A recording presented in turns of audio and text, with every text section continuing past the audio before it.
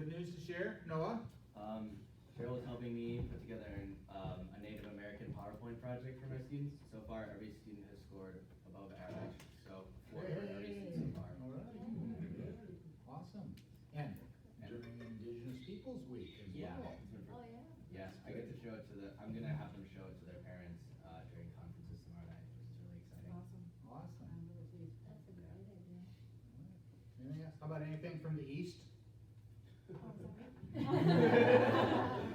Honestly, I'm not really sure where Knoxville is located on the map. I just know how to drive there.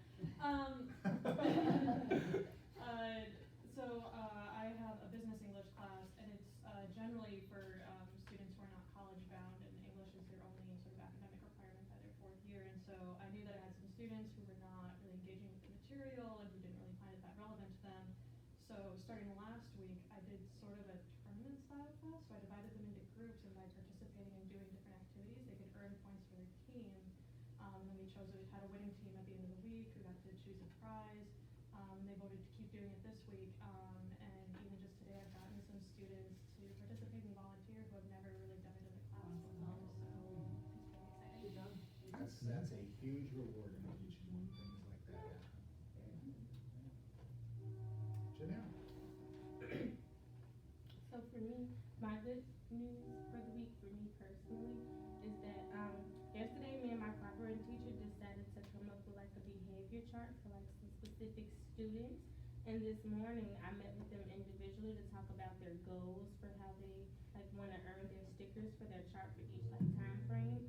And one student didn't understand, like he understood, but I told him like, today it's gonna be a practice trial to see how it works out. And all day today, like he was on his best behavior all day. And at the end of the day, he was like, so do I get my stickers now? And I'm like, remind me to put them on tomorrow because today was just a practice. But he's like, okay, yay. So tomorrow he gets to go and put his stickers on his behavior chart. And he's like super excited. And he was reminding everyone else that has the same chart as they all were talking about it with each other this morning. And he was like, oh no, don't do that. That's gonna be a telling mark. We need to stop listening and listen to the teacher. And I'm like, thank you for reminding our friends. So it's starting to spread, which is really happy for me. The small goals is really good, the piece that she mentioned, and generated by the kids, even first graders can do it.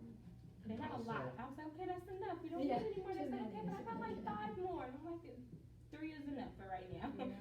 Also, sometimes all kids really need is clear expectations that are communicated to them personally, and they know what's expected. So good for you, Janelle. Craig? So my kids earned an extra recess because they've been doing all their jobs for the last 3 weeks. And it just shows the power of play because that extra recess, like it changed the entire rest of the day, how they behaved in the classroom. They were super nice at that extra recess. They just like I don't feel like recess should be a award or a punishment. I think that it should just be a normalized thing. And I hope that our school district and just our nation in general is moving towards more recess because 10 minutes a day is just not enough for these kids. Where do they normally get their 10 minutes? In Morning? the mornings, Yeah. it's supposed to be 15 to 20 minutes by the time they get on their codes and go out. It's really only about 10 minutes. Wait until winter. Yeah, exactly. So the fact that we got to still go outside and they got to play basketball or go on the play structure was super nice, and I hope that eventually it'll move towards like a half an hour a day maybe.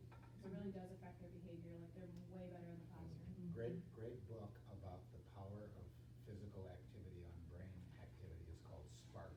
And it's actually about Naperville School District and this kind of longitudinal study they did. And it actually was about, obviously, high school kids, but they actually have built activity into their daily high school regimen because it activates the brain when you have activity. When you sit still, shut down. And then next year, Illinois is required to not eat every day. Next year they're not, or they are. They are, right? Very good. Do you have lunch recess? We do, but it's only about 5-10 minutes by the time they get out done. It depends on who eats fastest, so they're like Yeah. stuffing their faces. And for little kids, it takes them time to eat slow. Also on how disciplined they are when they're leaving. Sometimes they have them wait, standing in line for 5 minutes because they can't be disciplined enough, so at the end they don't get my recess. And then I know some of my students, we would get to lunch, like, right when lunch was supposed to start, but the line would be so long that they wouldn't get to eat lunch, and then the cafeteria people would say, okay, throw your lunch out, it's time to go outside, and they would still have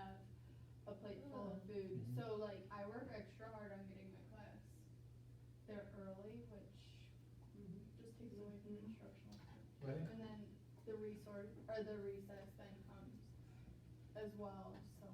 There are some signs that people are starting to take research about brain activity in students in physical play seriously, because just read this. The state of California just passed a law, mandated a law, that all middle school and high schools class schedules could not start until 9 o'clock in the morning. And that's directly based on brain research, the adolescent brain, with all the chemicals that are going on. Kids at the adolescent level need more sleep, and we should be starting later rather than earlier. Why have we started earlier for middle school and high school? Isn't it bus schedules? No, it has to do. Parents? Yes, Sports. Parents have jobs. Sports. Yeah, and sports as well. Yeah.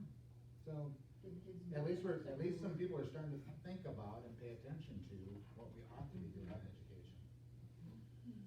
Jessica, you said you had your hand up and want to tell us. Yesterday I had the best writing lesson I've had this whole year because I implemented the no sound waves game, which is basically the quiet game. I gave it a cooler name. And I had the best writing lesson ever because it was silent.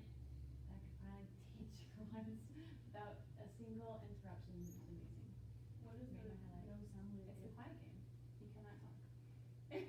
That's very talk. If they Unless do they're talk, called. since it was our first time playing it, I gave them a second chance. So each group has a chance, it's by group. So each group has to work together to not make a sound. And then if someone did, I'd give them a second chance for that one day, and they could keep playing. But as soon as a group was out, they were out, but they had to stay quiet so I could hear the other groups, right? And then the winning group would get a star on our star system. Oh, okay. So that's how that works. Tell them what you were telling Harper about Bailey coming in. So today I didn't want to bring up the quiet game again, so I was like, what can I do? So for writing, we did, we were still working on paragraph writing, so I was like, what's something interesting? Yesterday we wrote about our room, what can we write about today? I'm like, Miss Caroline, we can write about our teacher. So we started writing about her, but then it's like, what if she walks in? So if she walks in, we'll tell her we're writing about race cars. I was like, good. And she walked in at one point, and everyone gets quiet. And like she could tell, right? And then one kid's like, we're just writing about race cars. And she's like, and then we're just like, okay, bye, like go, Miss Hannah, you know. And then she leaves, and then like that was close, and like we get right back to it again, so we can finish before she comes back in. So that was really fun as well. Yeah. Yeah. Jessica, Writing lessons finally. Jessica said yesterday when I saw her in Blessing, and she said, magic happened today. That was that story. So that's kind of a nice segue into what we're going to talk about tonight. So we're talking about assessment. And as Kristen and I were talking through this, we kind of just were wondering, we don't spend a lot of time talking about the broad topic of assessment. Certainly in some of the methods classes we talk about some forms of assessment, but really to have a class, we actually have a class on the books called assessment. Hasn't been taught for years. So this is going to be the focus tonight of our seminar session. And so to start with, what I'd like for you guys to do, we're going to kind of brainstorm here some really big ideas in assessment. What are some big ideas in assessment? Types or approaches or reasons for that kind of thing? Charlie? Formative and summative. Okay, good. Formative. We were hoping that those would come up. All right, and then let's, while we're on those topics, let's talk about the difference. Who wants to say what summative assessment is? Don't be shy. Natalie? It should come at sort of the end of a learning segment to gauge what your students have learned from the lesson. Okay, and to do what?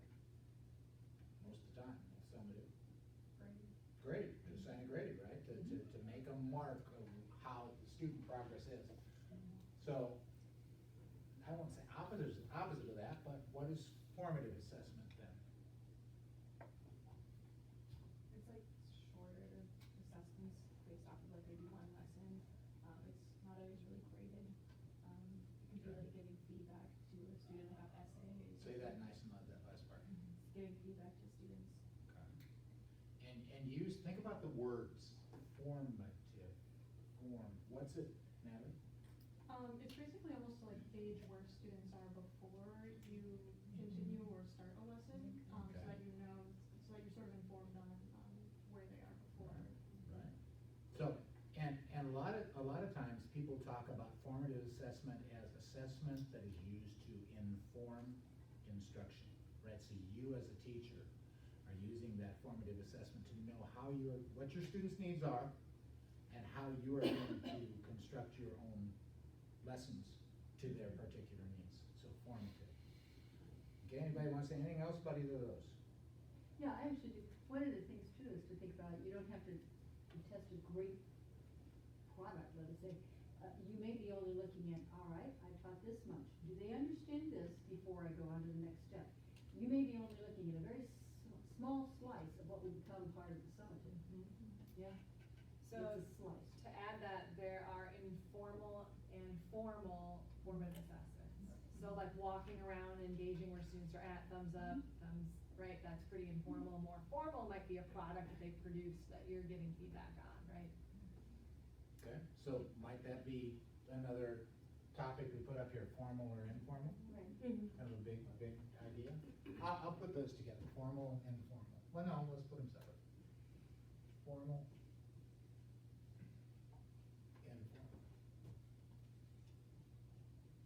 Formative also can be for the student to know where they are too. It's good feedback for teachers, and teachers need to have that, but it's really good for the students too, to gauge where they are and what they need to. Okay. How about another big topic in assessment? Like another type, think about the Type. assessments that you've used or you've seen your cooperating teacher use or ones you've learned about. Like standardized tests. Good enough. Yeah, those are control. Standardized? Oh, Assessments, yeah. Oh, no, not about that. Let's talk about standardized a little bit. Let's, put your hand up in the air if you're going to standardize test your bad. Okay, all right. How many, those of you that didn't raise your hand, why not? Why aren't they necessarily bad? What is a standardized assessment?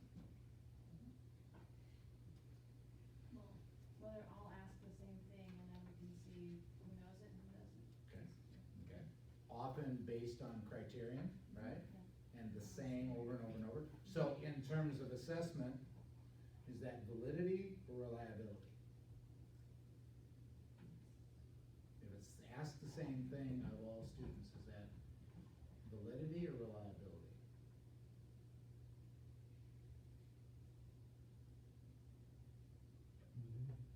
It is validity. That is validity. Asks the same thing.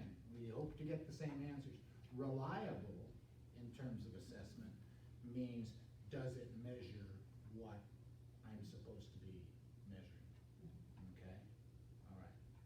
So, we've got these 5 big categories. What we want you guys to do, and anybody that wants more clarification on what these things are. Okay.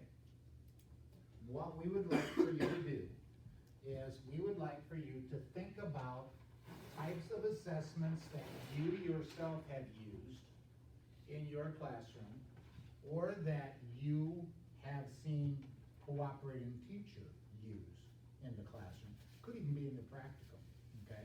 Not necessarily just student teaching. But assessments that you've either used or seen used that would fit under one of these categories. When you think of one, and I mean, get down to the real level of actual assessments that you use.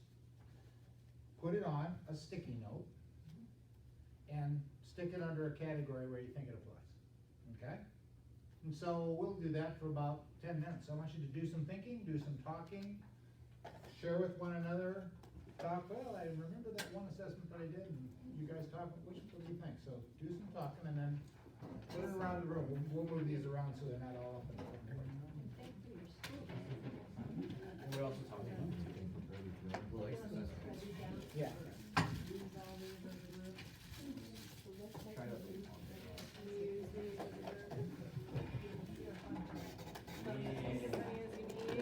Think of.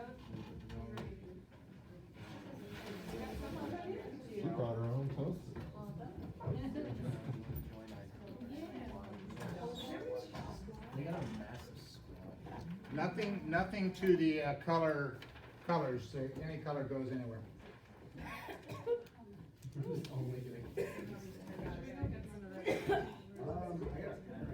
There's markers up here if you need them. The one that sticks out. Did, from where? You didn't have any sand. Yeah, of course. Sand on it. Not your donut shop here in town. Really? People take the juniors are going to Really? Free SAT, they're doing it today. So I spent, yesterday explaining all of my tips and tricks for passing these tests. I had practiced ACT ever since I was Yeah, a freshman. Do you like the line eyes or like the dot eyes? Yeah. You probably see a lot of stuff. It's not in a. I mean, like, if you don't use This generation, I guess it's more in a residential district, so. Yeah, and you get that far, people do not. Does anybody want one? Does anybody want one delivered? I live in a- Deliver this and I'm scanning. Make it snap. Oh my god. Okay, that's the worst decision. Worst call. You're late, hurry up. I feel like the girl on Jeopardy.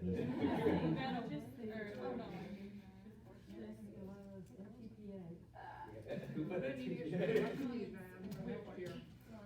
I'm gonna need I thought to be a somebody wrote recipe rugby. Some brownies. Somebody write a TPA. Yeah, it was like tear it in half. Joe tell you we got clearance You just tear it in like half. $100 for, because you could have door prizes for the interest in education meeting. I do like And a, papers have been out before. What? And then so, where would, because the dude, data. I did the walk-in. Pick one, but it's I did the thumbs up, thumbs down. What's the one? So he was like, Turn and okay. talk where you're walking. Secretary. so Dude, Kristen brought it, I tried it out. I guess if I wanna do that. all the smart board things. Oh no, that my I was like, alright, T-shirts. I did the claim Sports toss. t-shirts. I like the claim toss. How do you differentiate Oh, like, yeah. like extra, extra large, like XXL? Well, what about when you have them come up and demonstrate on, like, the heart I know I by the just choose road? which one I put it under. So what, You can do both. you know what I'm talking about? I got one performative. I did the claimant toss where you like write down what you think. I give a prompt, you write down your thoughts, crumple it up, and toss it in to the center, and then where you take it, write down. Yeah, no, it's actually so. You can't do it with me. No. I come here. I don't trust them holding a pencil at you. Yeah, I like. They just toss them. Either way, I love them to death, but they do push it a little bit. Mark, you land. That would be a formal, formally are, would you say that's more? Well, I mean, I'm just trying to distinguish the difference between the performance I know, it's like, I was evaluation trying to make it. and those are two totally different things. Yeah. So how do you word it? You're right, SQ3R. The holy grail of what we do and social studies. So, SQ3R is, You better go slap those up. It's a, yeah, sorry, I can't read or write at the same time, I can't do it. But yeah, it's a strategy for reading what you're giving. It's, you survey, so you look over like where you're reading, like ask a question, come up with like what's interesting, like, wow, look at this picture. Then you go into the questioning, where it's like, hey, what questions do you guys have? So, Mr. Dan, why are they wearing these clothes? I actually had a funny one where one of my students was like, why am I wearing such weird clothes? And I said, I was thinking, like, I don't know, Charlie, why did they wear Jinko jeans in the 90s? Nicely done. So then I had them, the reward we were working for was if we get done with social studies quick enough, then I will allow you guys to look up Jinko jeans. They got it, they got to look up Jinko jeans. Yeah. And then you read, everybody reads, you recite, yeah, you kind of talk through the answers. Shirley made the idea of having people writing their questions up on the board. We can go over what we wrote. Yeah, it's great. Try it out. I do it in science too.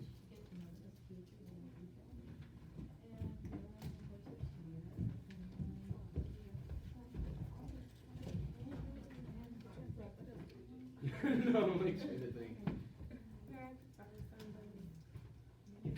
don't know how to like put the terraria. Where would you put the checklist that you use? It's kind of both. I would do both. Cause like I was with Charlie checking it just like halfway through and then I had to bring it over and I was like, this is Right. Those are. Oh my god, that was the quickest Oh, conference okay. I had. I know, and like they get And they just have to satisfied do with one like thing. Josiah, I don't know. But they can take their time, so that's why I did not worry about it. Yeah, I got to. Well, that shows all the rhythms, and that shows all the, so, yeah.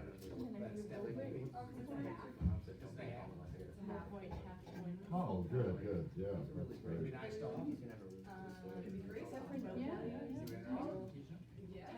But yeah, I got to give him a boy. Of anything other than in Oh, sorry. Thank you. You really made me happy Within today. one beat of air, or, you know, Even in music, you could have right, sort of wrong, and just boom. make sure you tell him because he's so happy. Rex said we haven't even talked about it. Yeah. Yeah. You could. Yeah, I know. Because they like their data, they like their numbers platform. It's actually, it's like actually like Within one. it might be my favorite song. I don't know It might what the number is. be, it might be, honestly, it's so Or fun. within That one one. is a tough one. Of Dude, no, written not without the signature. signature. That last one was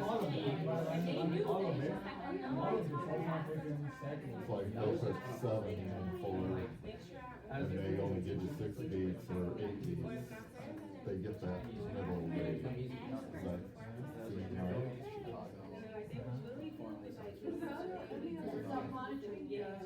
It's just like they know, which is like the most happy part for me.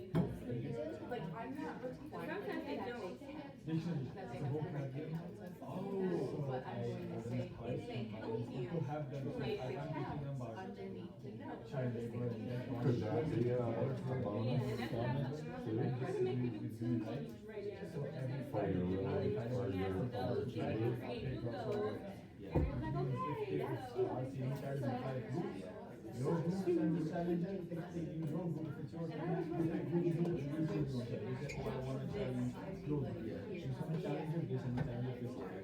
I say, pick up your sword, go take a prediction.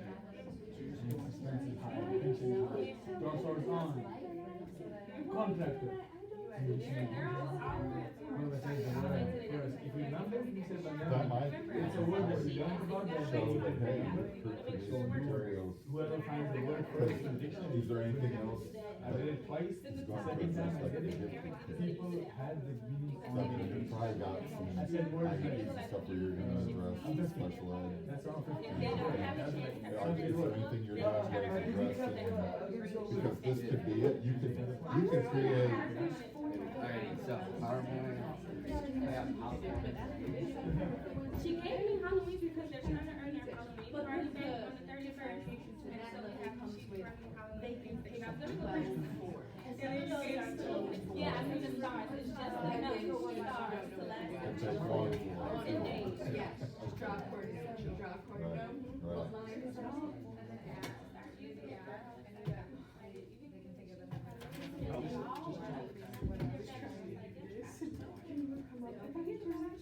Right. Okay, so what we're gonna do now, how many do we have here tonight? 9?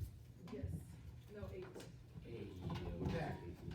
So, in pairs, we really don't care what the pairs are exactly, but we would like each pair to select one of these. Actually, we'll assign supervisors to take the one that's not taken, since there are 5 of them, right? Okay, that's fine. And so here's what we want you to do. In pairs, go to a particular assessment topic. Together, read through what's on the Post-its. Discuss whether you think they're appropriately in the right heading.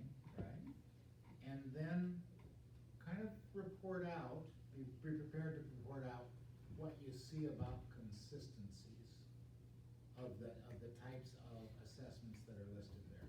I do think, well, no, not any longer true. The most, what are the most tags that we see on any one area? Would you say that's a good thing or a bad thing? Yeah, good thing. And not so much formal, more informal. So I think that's interesting. So pair up, go to area, and then supervisors, we all need to go to the one that's not taken. I contributed today. I forgot. Yeah, we got big boy stuff right here. Don't look at this side yet, but I know, we're sharing stuff. say, so that you can take this home. I thought you guys Okay. were.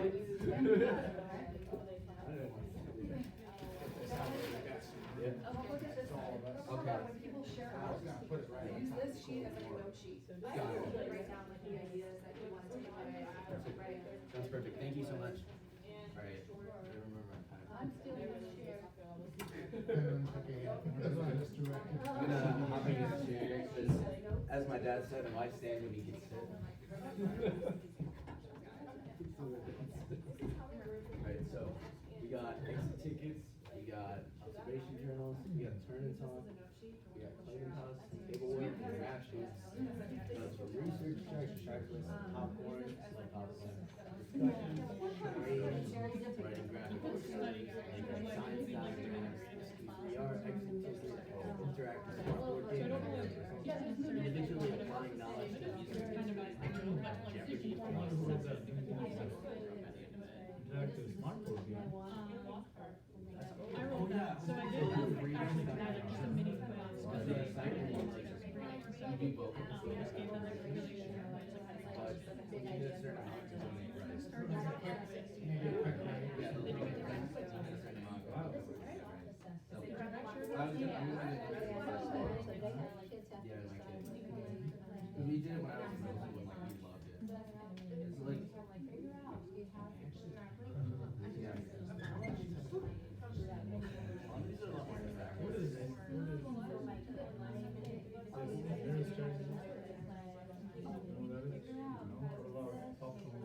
Popcorn? Oh, that's neat. So, I'll have to play a game. So is it a little bit of fill in the blank?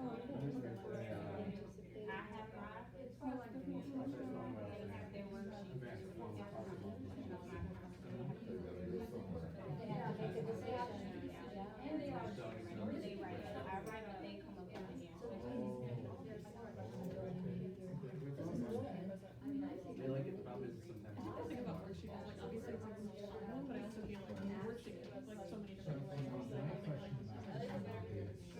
So we were talking, Diane and I were talking about how like formative assessments, there are informal and formal. So what we should have done is like, there should have just been a formative, formal, informal, and you guys put. Yeah, I wasn't quite sure. Yeah, because we're gonna see some of those things But that. it matters so much. So yeah, Oh my God, give me another story. think that will. What is this decision? What do you want me to do?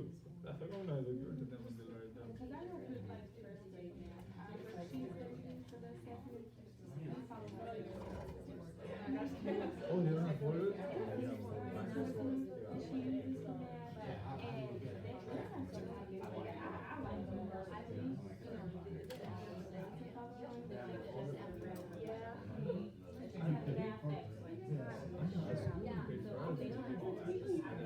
First day they all had binder and 3 notebooks in there, 3 folders in there. I know.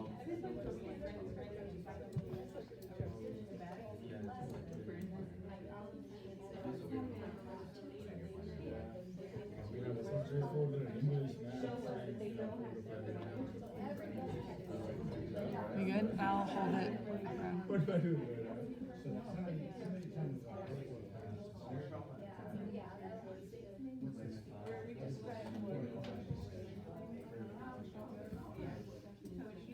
Why?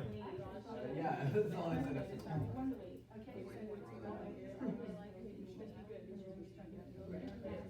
You're not gonna get a point every day. Even the science? Honestly, not even. But,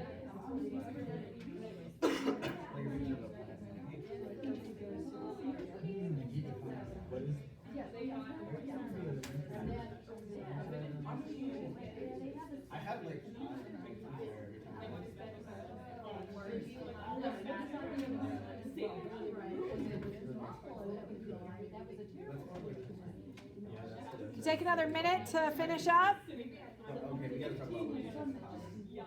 Oh, all of them are different. I think different.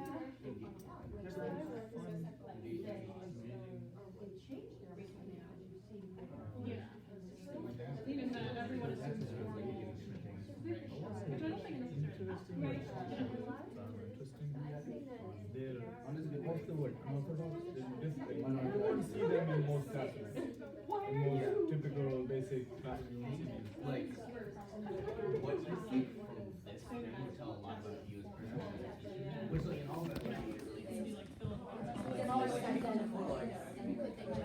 Okay, I'd like to bring it all back together. I passed out a sheet of paper that I would like you to use and take notes as other people present so that you can keep track of these things, and especially if there's ones that you know you could use tomorrow or later this week for you to keep in mind for your own classroom. So let's start with standardized. We'll go standardized, then summative, then formative, and then we'll break down formative into informal and formal. Does that work? And don't mind me because I'm going to sit here and videotape and so that our distant people can hear about what we came up with. So we are standardized. Some of the themes that we found in standardized is that most of them are online, which can be positive and negative. Positive is that a lot of programs allow for them to hear, so they get to like play the question, and for little kids that can be really beneficial. It also keeps it all in one place, so all their scores are in one place. Negatives is obviously you have to have internet or computer access for all the kids, which can be a problem, or if computers die, which can be also a huge problem as well. One other thing that we noticed was time. Standardized tests can take up to hours to weeks. I remember first 2 weeks of school was standardized testing for STEEL, which is 2 weeks of instructional time that we could be using. Is there anything else? Okay. So I'd asked a question that we really didn't get to because we got off on the validity and reliability. So on its face, standardized testing is not bad, I would contend. You know, issues like technology come in, issues like some students are apprehensive about, you use the word test or use the word standardized, then that can be an issue.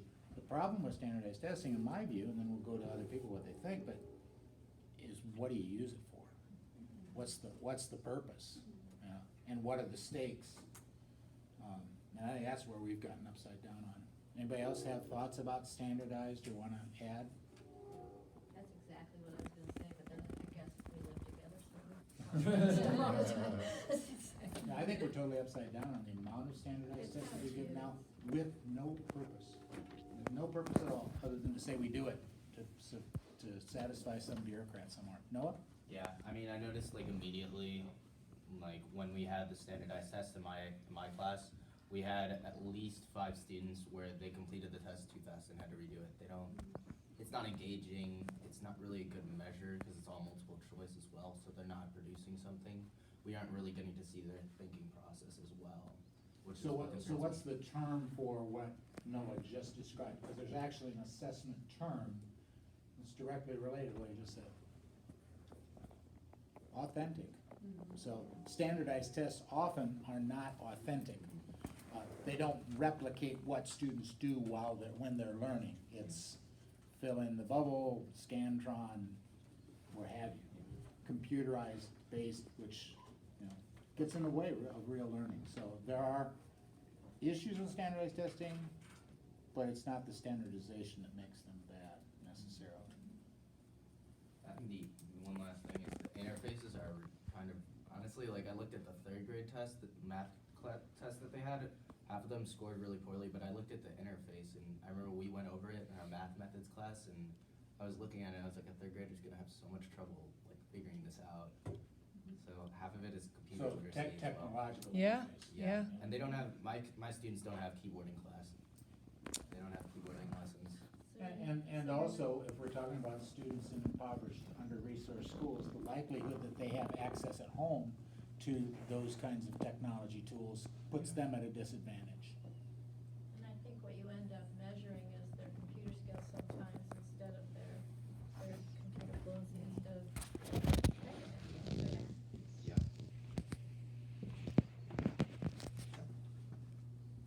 Okay, summative. Alright, so we noticed that, a lot of these fit that, like, kind of the unit project and also very low teacher involvement in these. We talked about how the teacher, if they did do something during any of these, it was grade and like grade on the spot with like checklists or observations. There's a really great variety here as well, not just because of different subjects, but just offering students a different way to show what they've learned in different ways is really great. Differentiation. Can you read some of those off for us? Yeah, sure. We have a checklist, so where students would check off what they know and or don't know. They teach the class, so like a presentation, making a PowerPoint. There's comprehension checks done on worksheets and also on dry erase boards. There's just observations as well that could be taken in as summative. And the final essay drafts and like a timeline of major events, musical compositions, and recorded performances. Can you name a few of those that you think could also be formative if they were used in a different way rather than just summative? I think observations could definitely be used in a formative way, depending on like what they're doing and the amount of time. Like if you're just working in like math groups and observing how they do it. Checklist as well, because if they're checking off what they do know or what they don't know, we see what they don't know and we learn that, obviously. Yeah. What about teach the class? Can they be learning? So if you take that as a formative, so another piece of formative is that students continue to learn as they create that assessment. So like a teach the class or a PowerPoint presentation, it could be summative, but the formative part is that they're continuing to learn about presentation skills, creating the PowerPoint, improving for next time. You as the teacher can gauge on what you need to teach the next lessons for the next project that might include some of those things. Does that make sense? Yeah. So like within it, there's formative. Mm-hmm. And the final is summative. Yeah. Could or would summative necessarily always be standardized? We don't have a whole lot of standardized on here, so it doesn't have to be. Could it be? Yes, it could be. Good. Let's go to, we said formative, and then from there we'll break down to informal and formal. We didn't think this out. Alright, so, they can't see. No, you're good. You can't read. I But can't read. I You love got it, there I we go. love your informal approach. We planned this. So, do you wanna take it away, or do you want me to get started? Alright, so, a lot of what we noticed with formative is we noticed that there were a lot of different activities. And in these, that there were different ways of engaging the students. So there was a lot of moving around, there were a lot of different graphic organizers, using your body to describe something. There were different ways of engaging students, but also different ways of showing that you know something, which is really interesting for us. Then they're a lot more stimulating and fun, was something we noticed. Most of the things you wouldn't see in a basic classroom. Most of the strategies you see in here, like the claim and toss, graphic organizers, exit tickets, the mirror strategy, the turn and talk, even the popcorn or some games like Jeopardy or charades are things you won't see in a basic classroom, but are strategies you can use to make learning fun for the kids and not just to assess them, but also teach them something that they can learn not from the teacher, but from each other at the same time. So these guys said in summative that they noticed that there wasn't a lot of teacher involvement, right? Did I hear you say that? Is that also true for formative? Not as much, but I noticed that these are a lot more teacher focused, like with popcorn, that's one the teachers lead. But also there's things like discussions where you can have like your own students like talking in a group, or you can have an observation journal where students are responsible for managing something and they also get to kind of see their own growth, which is exciting. Like I have an observation journal going with terrariums of my students. We've had it for 6 weeks so far, and I kind of had them page back and look at theirs last Monday, and they're like, wow, it really has changed. And their observations have gotten more detailed. It was really cool for them to see and acknowledge their growth. So it's like what Diane said, it's not just formative for the teacher to understand how to inform instruction, it's for the student to inform their own learning and how they've been doing. Good. And What- sometimes with the younger kids, you can point that out to them to develop that awareness. They need somebody that, when you're looking at work together, that's already been evaluated, doesn't have to be a grade, or you've already read it, and just to have that either one-on-one conversation or with a small group, or maybe the whole class if there are trends that you can talk about. But I think you can develop that awareness with kids so they learn to take ownership, even with young kids. So it kind of said that formative then is to inform teacher, student about their own progress. Thinking about summative, what's the purpose for summative? What do we use summative evaluation for? To see what they know, show Okay. others, To, like parents, other like higher ups. yeah, I think it's to report, right? To report progress either to parents or to the school that needs to know or whatever, Could formative be used for reporting? Okay, I think so. I know at parent teacher conferences, I'm gonna have the observation journals ready and show, this is what your child isn't noticing, and this is how your students notice things. I do think that summative is essential, because it shows greater comprehension of whole units, and so it shows, I guess, more, trying to find the right word, but I guess like how everything connects, so it's connecting like the whole unit, I guess. So like every single part, touching on that all together. But I do think that formative is more structured of like a baseline of here's this part, like here's chapter 1, and here's what I understand from chapter 1, and here's what I took away. Whereas summative's like, okay, we read these 3 chapters. Here's what I got out of this 3. If that makes sense. I have 2 things, and I say that because I don't want to forget both of them. Did anyone write down like student portfolios? So observation notes are very similar, but student portfolios where they're keeping track of their work and then reflecting back on it. So that could be formative. My second thing is a question. So at the end of units, do you have to do summative, or can you always just do formative, or do you think it needs to be a healthy mix, or what do you think about that? Yeah, go ahead. I think you can do either or. You could do summative or formative. For my lessons in swim teaching, I sometimes use summative, but when I feel like having the kids engage and walk around and joke around, I have them do formative. Or Great. you could do both. You could do summative in the middle and formative at the end. Or the other way around. I think it depends on like obviously your school district and what they're looking for. Like our summative assessments are mostly standardized tests. Like what we're showing to our parents next week is the 5 standardized things that they've taken. But we're also showing them like formative work that the kids have done, even if it's just like, oh, they made a graphic organizer or they wrote a journal prompt, something very simple that we can show them. But our school does a lot of standardized testing, so that's mostly what we end up using as our summative. So that work that you're talking about is sort of like a portfolio. There are artifacts of what the kids can do, and I think parents, it's easier for them to see what their kids are doing if you say well-chosen products, or kids choose their own. It depends on how you do that, the age of your students. But that and the observational notes to use with parents, is great. And you can even, if you keep good observational notes, along with some hard data, because we're in a data-driven world and you need some of it, when you go into IEP meetings or problem-solving meetings, observational notes mean something when you can talk about it and describe it, and it's specific. And your observational notes can be very formal.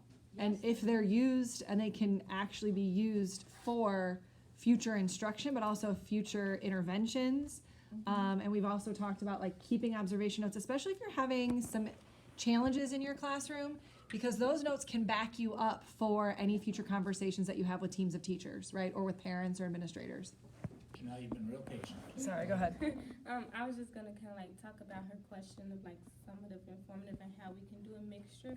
Cause I know like for us, We have like the student portfolio thing. That's our theme for our bulletin board outside. So whatever we grade that's like not like in the grade book, they do like a star system, and that's their favorites. And they go through and pick whichever favorite they want, and they record it on their Seesaw app and explain like what did they do on the paper and why it was their favorite. And then whenever they done, then we post that up on their portfolio. So, and we're gonna keep it up all year. So they already have like 6 or 7 papers on it already out on the bulletin board, and when parents come, they can like flip through the papers and like see what their students are doing and things like that. And then we have like the summative where we just recently, because parent teacher conference is coming up, and we try not to do it for them because they like hate sitting down all the time because they're so antsy. But we have like a little booklet, and we go through and just like, okay, we're just gonna do a quick like check to see what you know, so they don't feel like it's a test. It's just like, we just wanna know where you are and what we need to help you learn and what we need to know how to teach. And they go about it a different way and actually try to do the work instead of like, oh, it's just a test, so I'm not gonna put forth what I need to know because it's gonna get graded. So it just depends on how you relay the message to them as the type of test that Sounds it like a is. conversation. Yeah. So one real quick thought about summative and formative, and that you can use formative, like Noah stated very clearly, very well, that you can use formative to report out, especially to parents. And a caution about summative, sometimes summative evaluation reporting is standardized and simplified, right? So you have to make sure that if you're giving summative assessments and you've simplified them to say, the student earned a B, you gotta know what that B really means. You know, too many times we think, oh, A, B, D, C, those grades mean something, and not necessarily to parents unless you have formative evaluation to back it up, and assessment to back it up. So be cautious of that and think about that. Yeah, it's kind of like the video stores that say free video rental for every A you earn on your report card. Well, what the heck does that mean? Video rentals? How old are you? Are you one of those guys? There still is one store over in Galesburg. They're closing soon.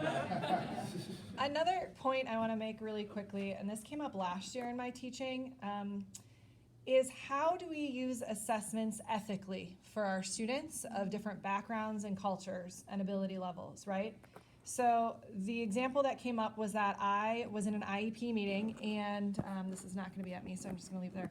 I was in an IEP meeting, and I noticed after a few IEP meetings that students in a certain class were always failing. And when I looked at their English class grades, the majority of their grades up through midterm had all been vocabulary quizzes.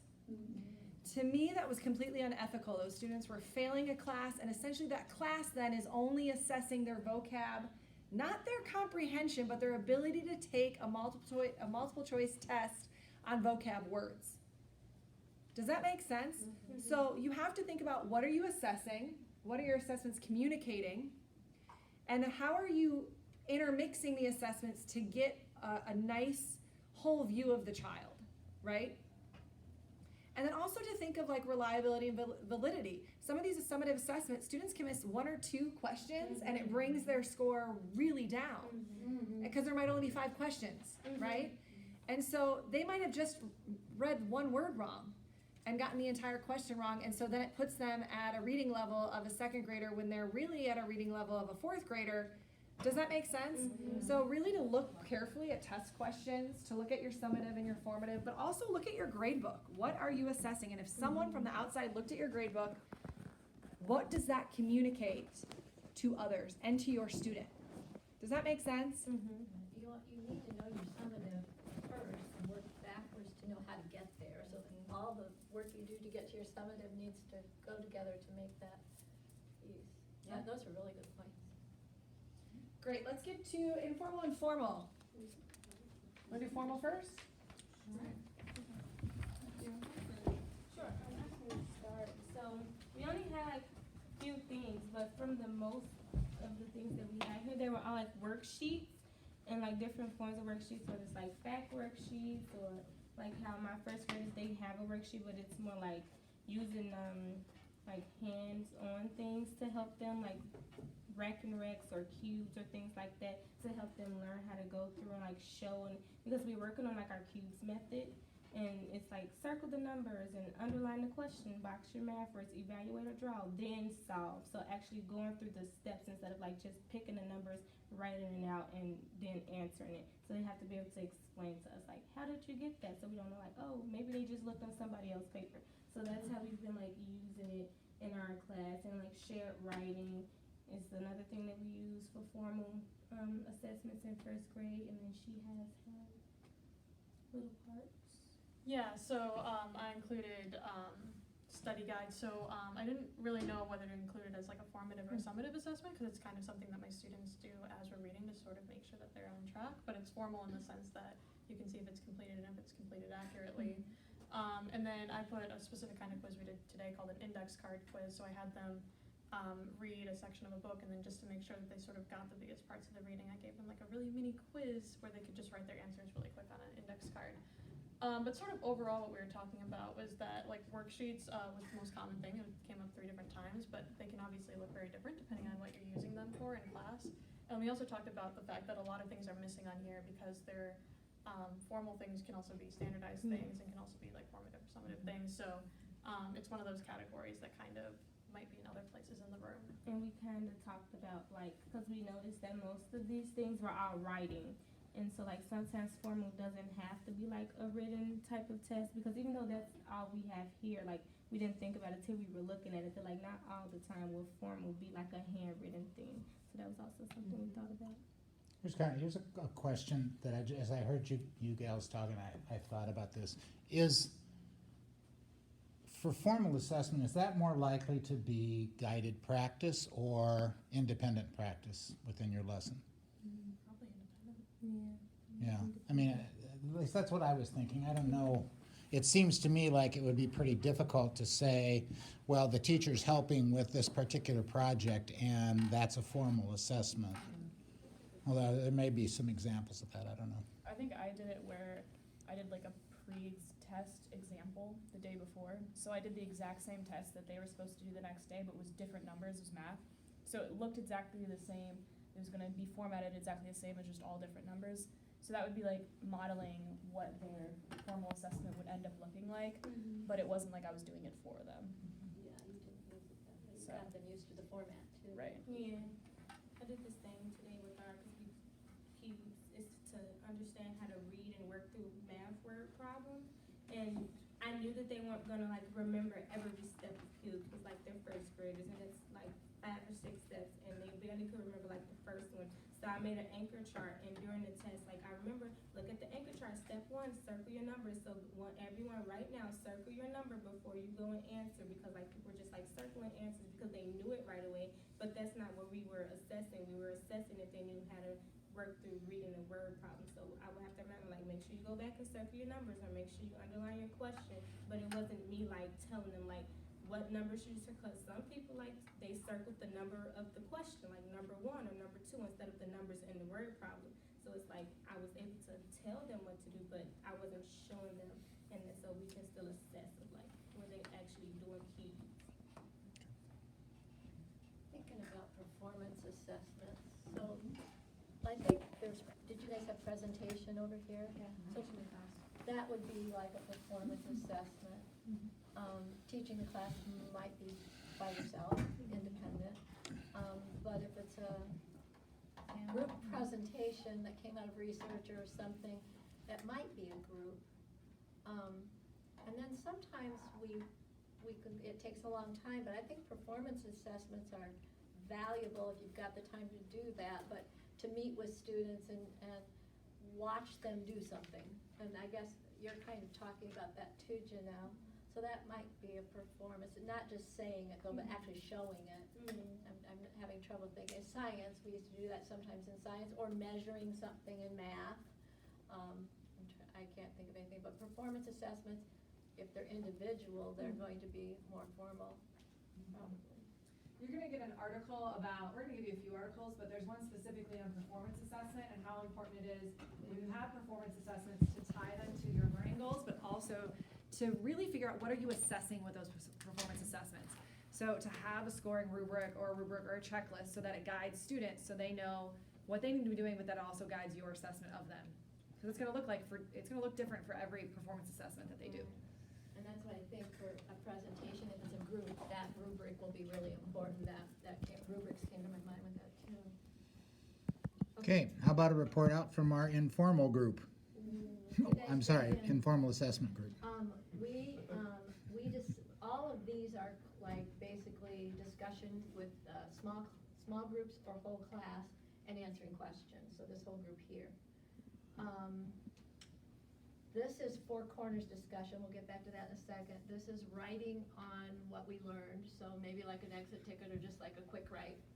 And this is pausing, reading to ask comprehension questions, so it's kind of similar. It could go here with the small group, or it could just be separate, just close by. And then thumbs up, thumbs down, which we decided is kind of a self-assessment. It's also formative for the teacher, but the kids have to decide, and this can be a part of this, because the question that Joel posed to us was, how do you, because we were talking about, it's hard to decide how everybody's doing, even in a really rich, well-managed class discussion. You have a group feel, but to say that everybody gets it is kind of a stretch. So Joel said, how do we find out how do we know, how do we track that? So does anybody have any ideas? One is the thumbs up, thumbs down, we said, and that's more elementary-like probably, but the kids have to make a decision. Although when there are two choices, I know kids, sometimes they'll just do this or look at their neighbor too. You have to be careful of that. Sometimes we have them hold it like this. Janelle, share your you did the 1, 2, 3, and then the other thing, you did that same lesson. I don't wanna take your thunder. I discussed it about the resume. Okay. So like, I know like for our social studies, on the back, we have like a lot of multiple choice things. And sometimes it's like 1 or 2 choices. And so what we have them do is if they feel like it's one choice, they'll dab like towards the window because like that's their favorite dance move. So like we'll just have them like dab if you think it's that question or dab to the door if you think it's that question. And it really gets them engaged because like they really love the fact that like they get to do the dance move and they'll stand up and be like, I think it's that one. So like it keeps them engaged and you still can like see where they are as far as like what they've retained from the articles. So. And I think you did a 1, 2, 3. Yeah, and then we did like hold there up were 3 one finger if you choices, think so it's they choice A, or 2 if you think it's choice B, or 3 if it's choice C. Or then sometimes we do like a whole class thing where it's blowing your hand and if then we release it and then everyone says the answer out loud type of thing. So it just depends. I want to add something that I just thought of that I learned at a conference. So if we switch gears and talk about assessing our students' social emotional learning, can we informally assess them on a daily basis or ask them to self-reflect? So that's a question I just want you to think about, and then I'm going to tell you about what this one school district does. So they have this chart with different words that are associated with emotions, and some words are red words, which means they're having a really hard day. Some words are yellow words, which they're kind of iffy, right? So-so. And the green words, they're clear, they're feeling good. And in every single class, students on their desk have a red, green, or yellow card. And they can flip the card on how they're feeling, or when they come in, they can flip the card, and the teacher can see when they walk around how they're doing. Now, since the whole school does it, it is a way that students realize that that's an expectation when they walk in a classroom, and it's a way for the teacher to check in. So if you see a red, you know that you need to go to that student to have a conversation with them to see what's going on. But they adopted this in a high school because they realized that they had to start meeting some of their students' needs and they were missing students, right? And sometimes it was such a red that they needed to send them out to get some extra support that the teacher couldn't give in a class of 30 during a lesson. And so I want you to think about that. How do we informally assess or possibly formally assess? Some of you are going to be asked to formally assess your students' social emotional health. Okay, Illinois schools have to have a social emotional curriculum. I think middle and high schools do. And a lot of times those teachers have to use an online, standardized, summative assessment. No joke. Where you're going through and you're checking boxes different times of the year on those students' social emotional health. And it's reporting that then they could use to show that that student needs to receive some services to back them up. one, for funding, and two, to show that there is need for some extra support in the building. But that's kind of, those are questions that you need to be considering, right? And what's your role in assessing your students in terms of their SEL?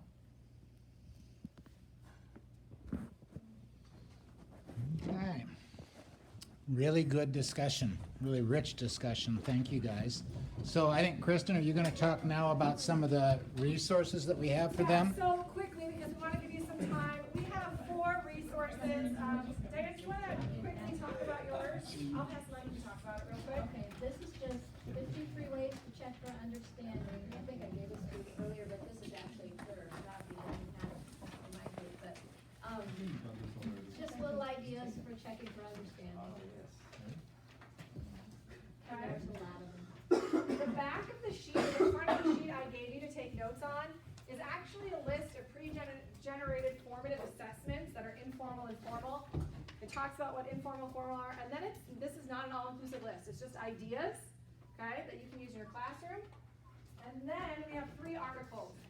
The first one is one that we found yesterday from 2003. It is How Classroom Assessments Improve Learning. And so what I want to say about these articles that we're going to give you is that your TPA is going to be asking you about the assessments that you're using in your classroom, right? Could you take these articles and cite from them in your TPA? Yes. Yes, definitely. We encourage you to do it. You can talk about these articles in terms of reasoning behind the pre-tests and post-tests, the different types of formative or summative, the rubrics you've used. Utia, I'm sorry. The rubrics you've used. Those 2, or just that one. Back it up, okay, and cite from these articles. Another note on the EdTPA, you can talk about informal and formal and why you've used those. You can also talk about why you've used these assessments in terms of connecting them to learning objectives. Okay? Does that make sense? Why the assessments you've used connect to the learning objectives. You had to list the learning objectives. This article specifically talks about that. And it's actually a chapter out of a book on assessment.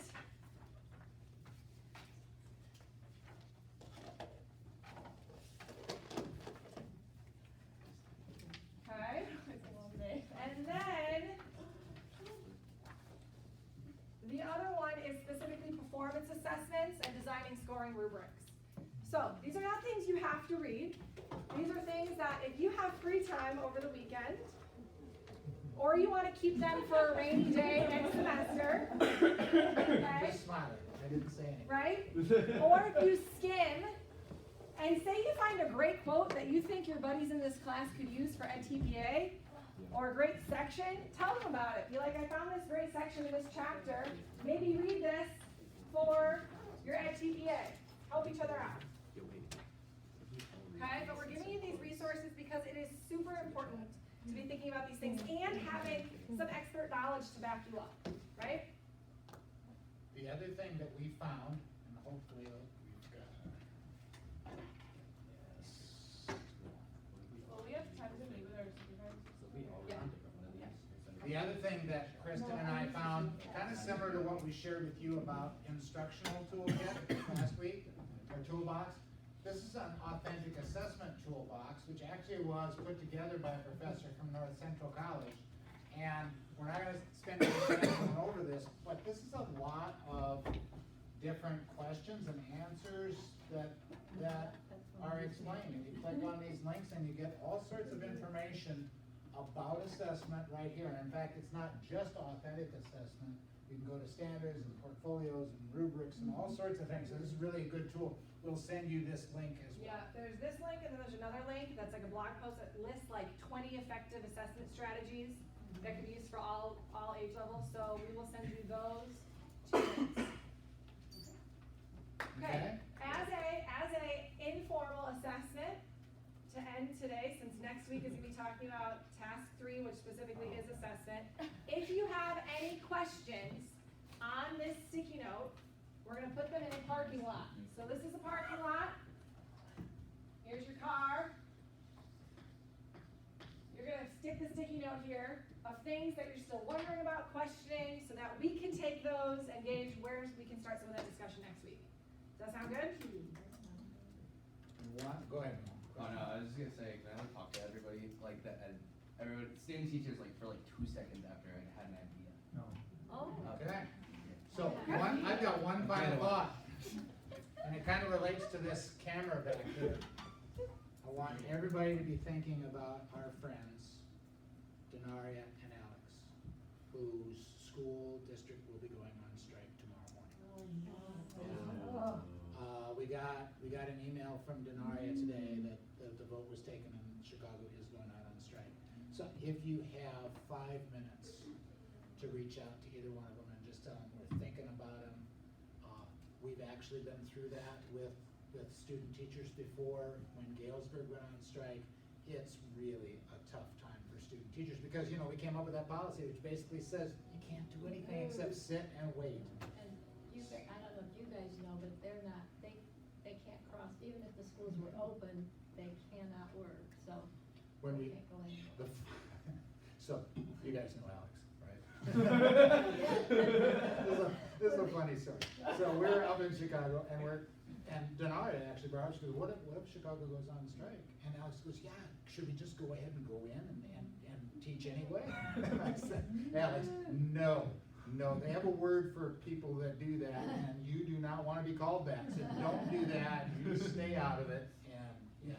So if you get a chance, reach out to them and say, we're thinking about you. Okay, very good, good night.